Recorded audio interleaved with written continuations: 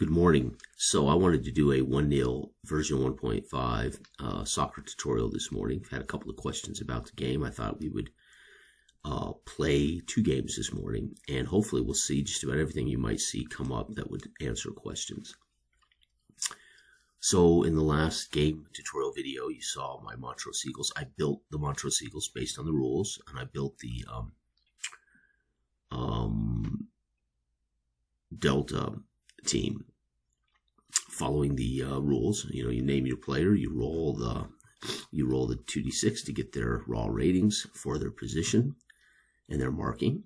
Position decides a lot of things, whether they're injured, whether they get a shot on goal, and the marking grade determines whether they stop a shot on goal and force a corner kick, right? And with goalies, it's whether they can save goals that are rolled on a 12. Okay, so I had a pretty good run of luck. I spent 2 coins to make Evans, and he came out with 2 grades, which is fantastic. That's all you can ask for in a game like this, is that your player will have 2 numbers. Spent 2 on Gulliver. Unfortunately, he has only a defense grade, so he would be a straight defender, probably a sweeper or a center defender or something. Sullivan for coin, I got 2 grades, or 2 values. Miller, again, a scoring value, so he would be like a striker, probably. And then Brandt, who ended up scoring my goal in the first game. Not only did I get 2 numbers, I got 2 good numbers, higher probabilities of a 10 and a 5 showing up. So Brandt is without doubt my center midfielder, probably my number 10 player, right? So again, I talked about this. You could, once you get your team built, you could pretty much look at them and as a manager, place them in the positions you think they would be in. So Brandt would probably be my center fielder, my center midfielder, as he's going to play forward and back. He can play good defense so he would be a midfielder, right? So I would literally see this guy as the center midfielder. He would come up to help pressure with my 2, and these guys they all play positions. They're all valuable. Obviously, these guys cost me money. They can't help me, though. So I'd want to replace these 2 coins before I even replace these guys, right? So when I signed the new player after winning that game, I can't remember who I signed or what. I signed with those coins. That coin, I signed somebody. Bottom line is, I should have cut one of the 0 guys. As a matter of fact, that would have kept my coins down, and I would have still had a 0 performer, right, at 1. So that's Montrose, right? Let's look at Ridgeway. I just created Ridgeway off camera because there's no reason to make you watch me, have you listen to me roll up these raw numbers. This is raw data. It's very simple, folks. So their first roll was really solid, 11-9. Again, these aren't high. 9 is a very effective number, but 11 not so. But at least he has 2. I decided with Ridgeway because you're responsible for building these teams. So I built my own team, but when I build the other teams, I'm trying to be somewhat dynamic, and I'm also looking at the number of coins they have and thinking what would the best way for them to spend their goal. I know it's hard for me to say. I know how the paradigm of the game works. But I thought for Ridgeway, they would want to have as many chances at numbers as possible. So 7, they may only be 1s, but it turns out that almost every one of them has a number, which is, Ridgeway could end up, even though they're only 7 coins, depending on who they play, Ridgeway could actually be a pretty good team. Their first rolls were good. They got a 2-digit guy. Fredericks, they got a pretty decent striker. Clark is a good striker. 9-0 is this. These 2 guys would be their center forwards, left side, right side, probably. And then they got their number 10 man. And again, I used the phrase. I know soccer diehards will say, "Dude, not every great player is number 10." No, I know that. But it gives people an idea of. I put it out here. It gives people an idea who aren't real familiar with the real football, how dynamic that center midfielder or that forward midfielder can be, center forward, right? And I say Why would this guy be a center midfielder? Because they're going to drop back and play defense as well in the middle of the field. And that 9 is paramount. And then 2 really good strikers. So this team, and for those who would look at this as a management game, you would glance at this team and say, holy cow, this team has 1, 2, 3, 4 strikers or 4 forward players who can score goals. This is a team that is clearly running a dynamic front where they're going to push these other guys up. So this might be on defense, they might look a little different, but boy, when it goes to the counterattack or offense, they're going to end up with 4 guys pushing the ball forward. But more importantly, these are guys that can be traded, transferred, or loaned out to teams that need a striker, right?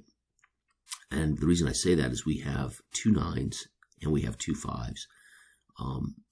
That's not bad, actually, and you'll see why as the paradigm unfolds. Remember, all games use a paradigm. Not all games use a paradigm for the whole game. They use a paradigm for different capsules of the rules. My EGE system has a single game paradigm. What makes it so elegant and so interesting is it has one paradigm, and everything works off that paradigm. And again, it's going to be hard for me to cover every single possibility, but it's not complicated. Okay, then they have a bunch of players that just don't rate, but they don't cost any points. So, and then they have a pretty good goalie, 12. We have a goalie who's identical, 12. Okay, so we've analyzed both teams. My team here has a couple of good defenders. We have 4 guys who can stop ball. And we have 1, 2, 3, 4 guys who can score. And we have a goalie who can stop on 12. They have 1, 2, 3, 4, 5, 6 guys who can score. And they only have 2 guys who can stop. And then they have a goalie. So if we roll the right number here, we're going to get a goal. If they roll the right numbers here, they're definitely going to get a goal. Because we can't stop it here. And we can't stop. This is the great thing. McGrady and Irving against any other team would be dangerous. But against our team, Gulliver and Brandt will shut them down. So I can tell you, again, so right now we're going to do pregame analysis. I can look at my team and say, okay, if we roll an 11, we will score because they can't stop an 11. All right, so I can look at this and go pregame analysis. Montrose. The numbers are 11. So this is just to help you break down your paradigm before you even start rolling dice. This will help avoid confusion. So if Evans rolls an 11, we have a chance to score twice on 11s because they can't stop it and they can't stop it. So 11 and 11 for us. If we roll a 10, can we score? Yep, if we roll a 10. So we should be capable today of doing something. And if we roll, oh man, we got 2 10s. Jesus, if we roll a 10s or 11s, we're going to hammer them because they can't stop 10s and 11s on either the goalie or the defense. Wow, we are perfectly built to beat these guys. Okay, Ridgeway, and by the way, I didn't look at the numbers before I rolled these guys. Well, when you roll them up, it doesn't matter. I didn't look at the numbers when you roll them up. You just roll them up. Wow, okay, for them, they have an 11. Can we stop an 11? No, so they can score on 11. Right, so we're going to say Ridgeway can score on 11. They have 111. Can they score on a 10? No, we have Sullivan who stops a 10. Can they score on a 9? 9, 9. Oh, damn. Okay, I lied. I said that we have the advantage only by a digit, but they have the advantage by probabilities. For those who don't know, 2 dice 6, 9 comes up more than 11 and 10. So we actually have more chances. They have higher probabilities. So this is the thing about understanding percentages versus probabilities. We have more, right? We have more chances that we're going to roll our number, but they have a higher probability of rolling their number. So, and then they have 2 5s, which against other teams will probably be incredibly good. But unfortunately against us, we actually stop both 5s. So now we know before we even start rolling dice that if I roll an 11, there's going to be a ton of action in the game. If I roll a 10, we're going to score goals. If I roll 9s, they're going to score goals. So it takes some of the surprise out of the game to look pre-game, but there you have it. Okay, then we do our injury check, and that is a 2-dice 6 roll. You look at the goalies first, or you look at the highest form first, and if you roll their first score, 11. So if I roll an 11, Evans is out, right? If I roll a 12, and okay, well, we know Evans isn't out, so we go to the next one, which is goalies, and they're the highest, and they're the tiebreaker at highest. Jameson would be injured for us, and Sears would be out for them. So the backup goalies would be in for this game. Okay, so we don't want to roll. We want to roll anything but an 11 or 12 for us. And I rolled a 5. Okay, so we look at my 2 top form players. The first digit. Remember, you always go with the highest form player in the game. Evans and Gulliver are not 5s, so we don't have to worry about it. But we do have to look at 1s now. Any 1s on my team at a 5? No, so I'm healthy. They're going to have McGrady and Irving both could be injured. So it doesn't really matter which one. I'll take one of them out. So I'm going to do a healthy scratch of Irving. So Irving is injured for this game, and King will play. King will be starting 11 today, and he has no number, so it won't affect play. And we stopped both 5s anyway, so so it didn't hurt him to lose Irving. Okay, so they actually suffered an injury. Fortunately, because we already had the defense to handle them, no sweat. So injury check done, and now we're ready to play soccer. Okay, all right. So you just roll, right? Your 2d6. I rolled an 8. That's no action. Right? I don't need to highlight that. Turn 2. I rolled a 7. No action. So far, 30 minutes into the game. In our 30-minute window, not much going on. 5. There's what I was worried about. So what that tells us, we know for a fact. Let's come up here. Any 5s for us? No. The highest form 5. Yep, McGrady. McGrady gets a shot on goal. And we are going to stop it with the first man. Gulliver will stop it. But that's a corner kick. So McGrady, and again, my team's corner kick man. Oh, I don't have him. I always like to use a guy who's not rated for my corner kick. So Phillips does my corners. Let's say Phillips does their corners. Okay, so we're going to get a corner kick. Ridgway.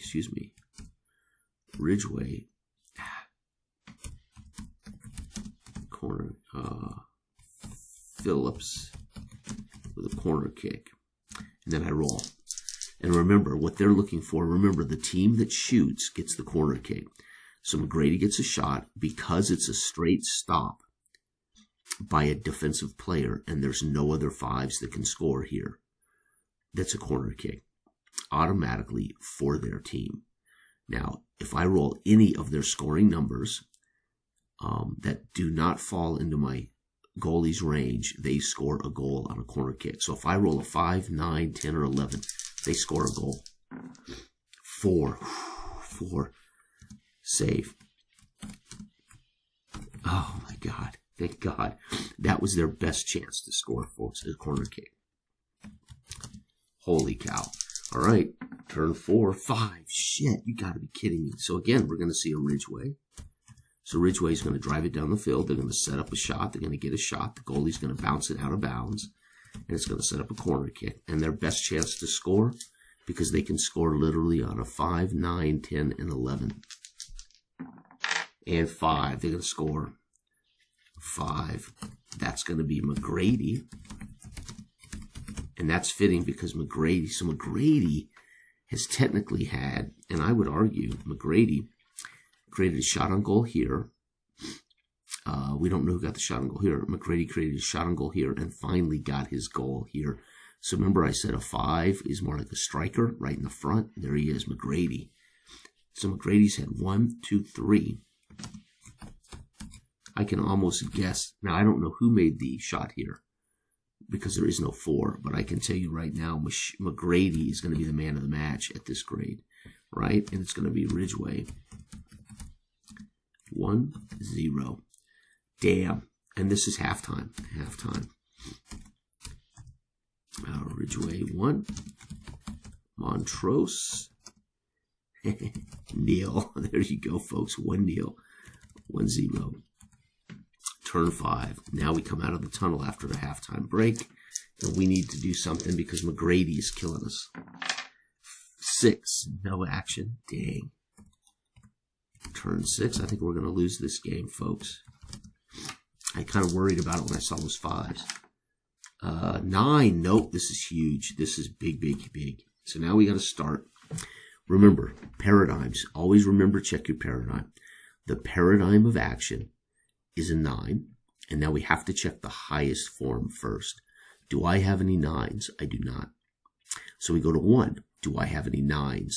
I do not. Oh my God, we're going to get our butts kicked. Do they have any 9s? 1, 2. Can we stop 9s anywhere? No. They're going to score 2 goals in the 60th minute. So they're going to get a goal from Clark.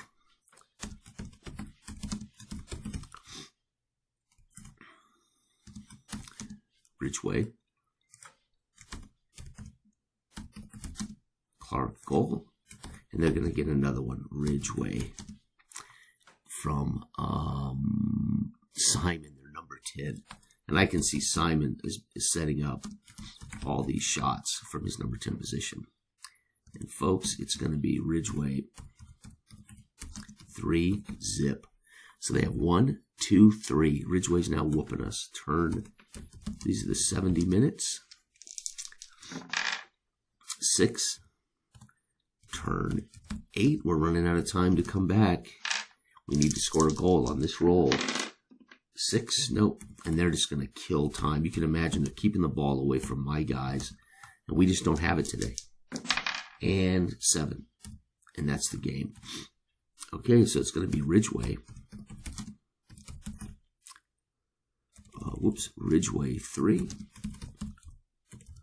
Montrose 0. And Ridgway earnings. So then we continue the paradigm. All right, so the first paradigm is grab your 2 teams. I would look at them and just get a sense before the game starts. What are effective numbers for both teams to score? Don't write down every effective number. We know that if I already pregame look at 5s, I know these 5s quash it, so I'm not going to put that in Ridgway.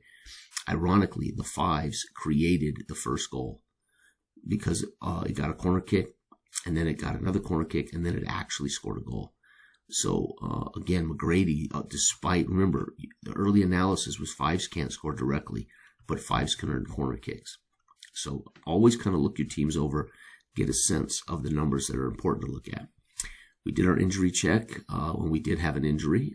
So imagine if this injury hadn't occurred, they would have scored 2 goals on this corner kick, right? Because when those 5 scores, it would have been McGrady would have got a goal. And then later in action, abstractly, Irving would have also scored a goal. Okay, so this could have been 4. Okay, so earnings in the game, a win is worth 2. Goals are worth 1, so that's 5. They're going to get 5 coins. So Ridgway earnings. Ridgway, again, the win is worth 2. The goals are worth 3, that's 5. And a clean sheet, that's 6. So Ridgway, 6 coins because they blanked us. Montrose, when you lose, you get nothing. Wow. So Ridgway is going to be able to spend those 6 coins to either purchase more players or and they're going to definitely want to get rid of the any ones that have no grades. They don't have anybody that doesn't have a grade, right? So they're going to want to, or they can save this money, right? So they're going to get a +6 for this game, right? So they're going to get to add 6. I'm not going to do it right now because I'm going to play a second game. But wow, Ridgway proves to be dangerous. All right, game 2. I want to play Montrose. Oops. Game 2. Copy. We're going to play Montrose. Paste. So we're going to play Montrose against Delta. The Delta Miners, who I created the other day. Not Montrose. Dang it. I wanted to play Ridgeway against Delta. I've already played Montrose against Delta. We're going to play Ridgeway, who has yet to play Delta. Copy. And it's going to be now Ridgeway on the road against Delta. There we go. And we're going to have a game here. Game. Ridgeway at Delta. Okay, so let's go back up here. We got 6 coins. Now, I'm not going to spin those right now. We're going to play them out like this and collect the money. And I'm going to go ahead and put 13. No, we have 7. And we do have 6 to spin. I'll make it 13 when I've spent it. But right now, I'm going to put +6, meaning they have money in the bank. We're not going to do it. I don't know what my injuries are yet for this game.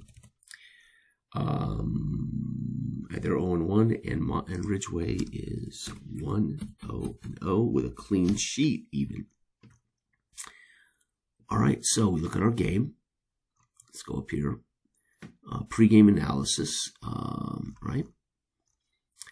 So let's go pre-game analysis.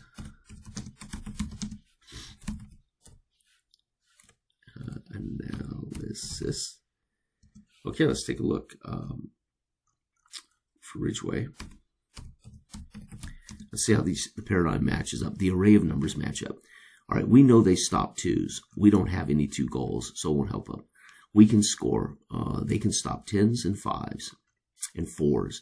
So they can stop Fredericks and they can stop McGrady and Irving. So they stop 10s and 5s. So basically, Ridgeway can score on 11 and 9. So Ridgeway, the numbers are 11 and 9. Delta. Delta's big numbers are okay. They can stop us on a 12. Do we have any 12 scorers? No. They can stop us on 9s. Do we have any 9s? No. So we score on 3. That's it. So Delta's number, and Delta's always going to be a 3 unless they face a team with a 3. That's it. So Benson is their only really good player. Okay, now injury. Injury check. Okay, I roll this 2 pair of dice, and I get a 6, and we know there's no injury. Because nobody in the game can be rated a 6, so we know there's no possible injury. None. All right, so turn 1. Here we go, folks. And again, if you do that pregame analysis, it helps demystify. It helps for keeping you. So if you do the pregame analysis, it'll allow you to go in not overwhelmed by the simple array of numbers. I mean, when you have, it's going to be harder when you have, or easier even when you have teams with high form and lots of numbers, because you're going to end up potentially with corner kicks. So remember, people go, Jesus, dude, what happens when you have every number covered? There will never be a shot on goal. Well, there will always be a corner kick opportunity. So that's just the way it'll be. Yeah, there won't be any just straight up goals made by some teams, but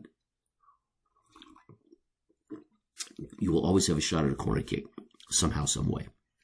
All right, turn 1. 8, no action. Turn 2. 7, no action. So again, we're into the 30-minute mark. This is where Ridgeway struck last time, 30-minute mark. 5, exactly the same. Unbelievable. Okay, so we know that they can score right here. We know they cannot stop it, but they can stop 1. So Benson will stop McGrady. Irving will score, right? But remember, the first thing you do is look at the highest value That would be 3. Well, 3 can't do anything. All he could do is suffer an injury. He can't even suffer an injury. He has no values. So 3 is a very high-priced player who cannot really do anything. So this team, when they start getting coins, need to replace Smith. Addison is number 2. He has no 5s. Jones, number 2, no 5s. So we go to 1s. Well, 1s, we've got a defensive 5. Didn't help Delta. Oh, wait, it does because they have 1s, 5 and 5. But Irving will get a goal. So they stop McGrady. But Ridgway with those 5s is turning out to be very deadly. Ridgway, Irving, goal, man. Ridgway, 1-0. Ridgway is turning out with only 7 coins to be the team to beat. 8. Damn. Turn 5.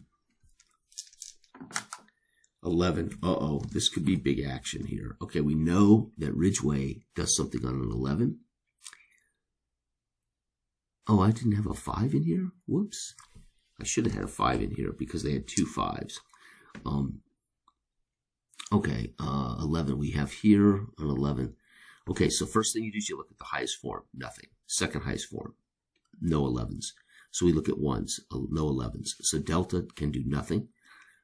Larson, 11. That's going to be a goal. And they cannot stop that goal on a 2. So Larson, Ridgway, man. And this is what I was talking about. You want you want diverse numbers.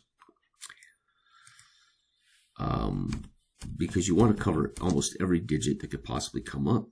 So Ridgway's Larson with a goal.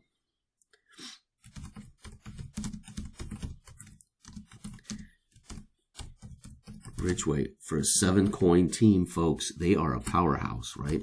So remember, it is not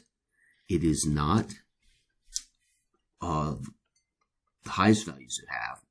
It is going to be a combination of what values have against what competitors. So there'll be a team that Ridgway faces in which that team will have the defensive numbers to keep Ridgway down. As it is right now, Ridgway against Montrose and Delta look pretty good, right? So matchups matter, right? A 10. Okay, now this is interesting. So we look at the highest value, nothing. Second highest value, nothing. Do they have any 1s? Nope, nothing. Over here, we have a 10. Yep, but they stop it, right? So we're going to get a shot on goal by Fredericks, stopped by Jones. Now I can make that note, right? I could say Delta, right? Fredericks, SOG, but it's not technically, it's just a stop. So we're going to say stop. I keep forgetting that. And oh, by the way, Delta's corner kick, man, we're going to have this guy do their corner kicks. So it's going to lead, though, to not a Delta, Ridgway. Jeez. Holy cow, Ridgway is a beast. Ridgway, their corner kick is Phillips. Again, Phillips may set up another goal from the corner. Corner kick, and he'll roll. Is 10. Guess what, folks? He's going to set up Fredericks. Oh, my God. Ridgway is a beast. So he ends up, Fredericks earned the right for this corner kick with a shot on goal. And his buddy sets him up for a header. By the way, at halftime, it was Ridgway 1, Delta 0. All right, goal is going to be Ridge. Let's get Ridgway 2. No, 3. 3-0. Damn.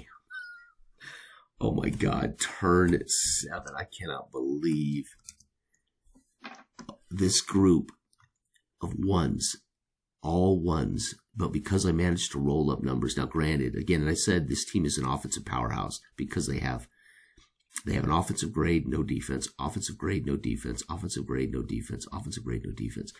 And you can already see the advantage of having doubles, because I might have one defender who can stop a 5, but then that second guy gets through.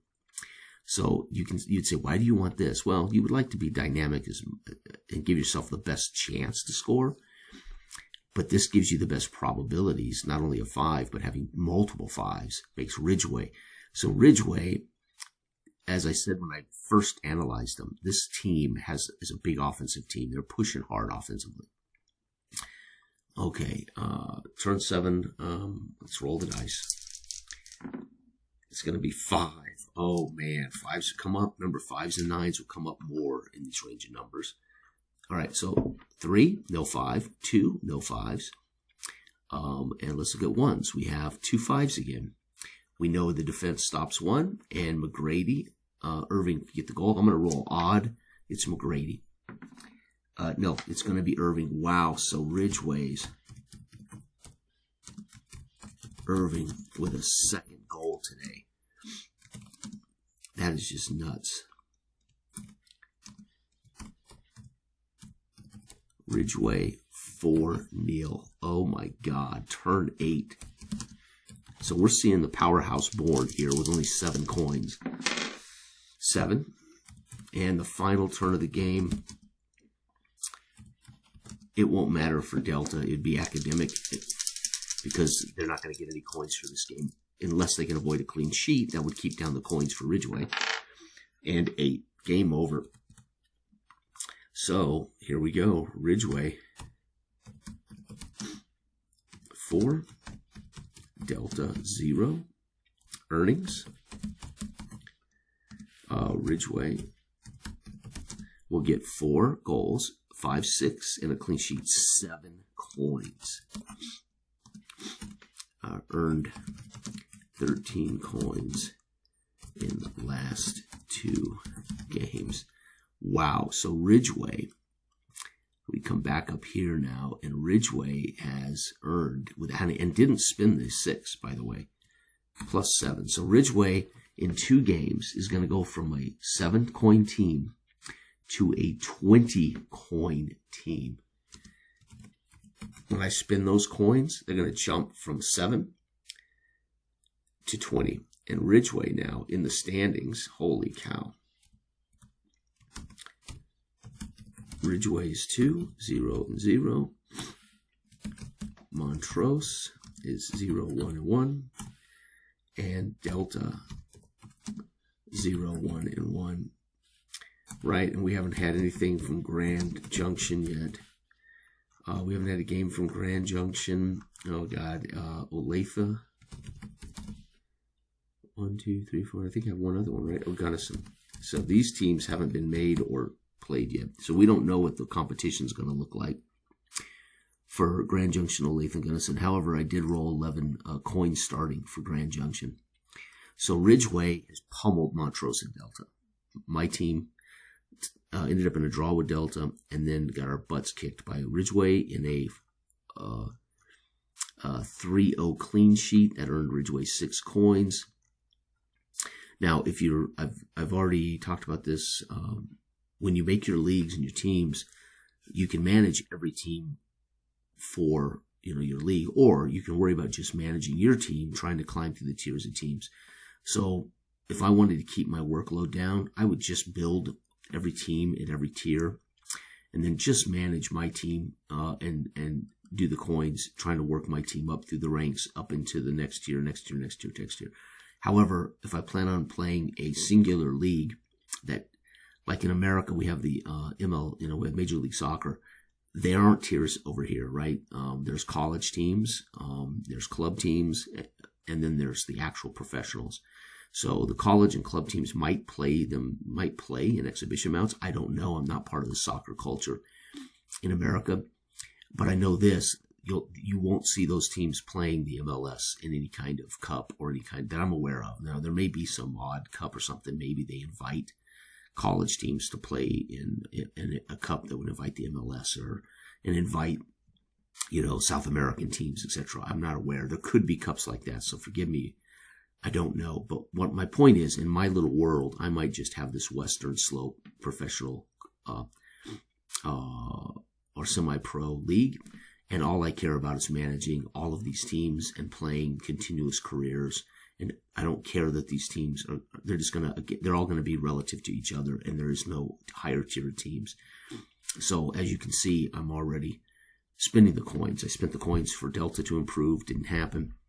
And now I'll be spending 13 coins to improve Ridgeway. So Ridgeway right now is a powerhouse. They're 2-0. They have scored 7 goals and given up none. So their goalie, Sears, has turned out to be a stud. Well, I should say Ridgeway has managed with just 2 9s to somehow get it done and not allow goals. So pretty sweet. Here, Delta I knew was doomed all year because they have only 1 scoring number. So Delta's in deep trouble. They just don't have any numbers. They will always have an opportunity at a corner kick, even if the 3 is snubbed. The only way that that this team could never score is if they run into a goalie with a 3 rating. So if they run, 3 rating, form doesn't matter, but the rating. So when Delta meets any team right now with a 3 goalie, they cannot score. That's it. As it is, Delta has managed 1 goal in 2 games. We have managed 1 goal in 2 games. And of course, Ridgeway, being the powerhouse they are, have managed 3.5 goals a game. So pretty sweet. So there you have it, folks. 2 tutorials. They give you an idea.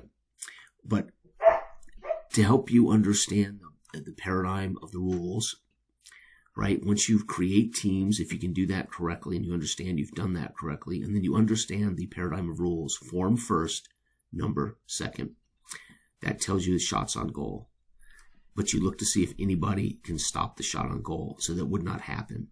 If that's true, then that creates a corner kick. Like it's, the guy kicks it out of bounds, or it bounces off the goalie's gloves or off the defender's chest or something. And then the team that shot the goal chance would automatically get a corner kick. And that is a very simple roll to see if any of the scoring numbers come up or if their goalie stops it. So you'll always, not always, again, a great example is Delta really only has a 3 chance to score against any team right now. And if that team they face has a 3 goalie, Delta will never score a goal. That's just the way it's going to be until Delta finds a way to dump these 3 wasted coins and improve their team, right? Okay. So, but as it is, Delta managed to tie us already once this year, right? So, all right. So I have coins to spend to improve Ridgeway, right? And then I need to create these other 3 teams and keep playing my little league, right? But there you have it. I hope this helps. But again, going back to what I was saying, if you build your teams, if the rules help you build the teams appropriately, and you understand the rule paradigm, 2d6 roll per turn, you look at the highest form guy first, right to first refusal on the ball, right? And depending on how that works, then you go drop down to the next tier of guys. Remember, this is the important part.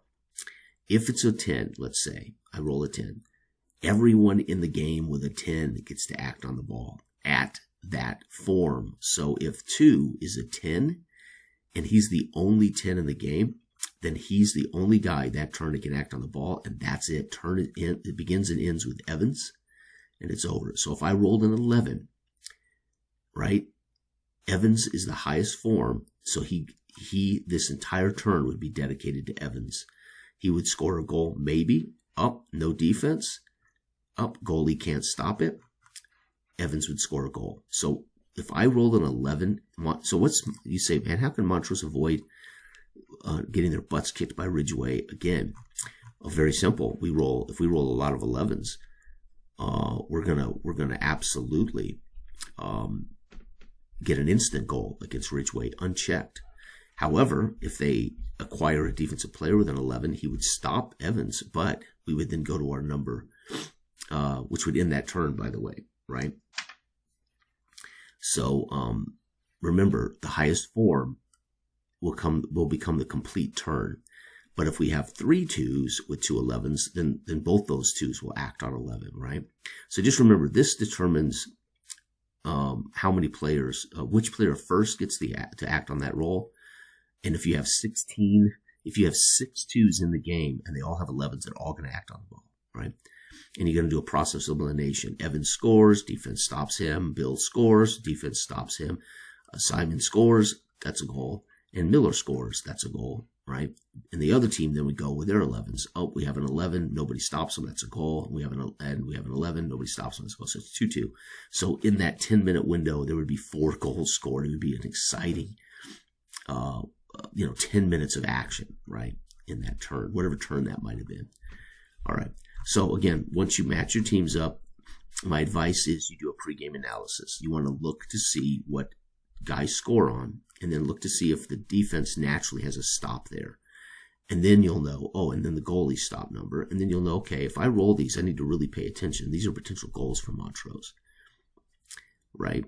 And the reason I say potential, for instance, I didn't put Ridgway's number 5 in that first lineup. I made a mistake and didn't put 5 in here. Not made a mistake. I should have put a 5 in here to remind me that that's going to lead to a corner kick. So 5 was still valuable for Ridgway, even though we stopped it at least once, because we have 2 5s to stop both their 5s, but that's going to guarantee a corner kick, right? Remember, the last stop, if it's not the goalie to make the last stop, then it's a corner kick. So if 9 has a shot and we have a 9, that's a corner kick. If 9 gets a shot, we don't have a 9, my goalie's a 9, that's a save, right? Okay. So you just filter like this, kind of like the Swiss cheese analogy in reverse. You're Swiss cheesing the game, not for risk assessment, but in a way you're Swiss cheesing for goal assessment, right? So, all right, everybody, hopefully this helps. And again, the rules, it's much harder to explain this kind of thing in writing, although that's what technical manuals are, and that's what rule books are. Again, this is a free game. Again, I'm working on it because I wanted to show people how this EGE game system, can work, and it can work with different rule paradigms. And it actually makes, I think, a brilliant soccer game. Okay, everybody have a wonderful week. Bye-bye.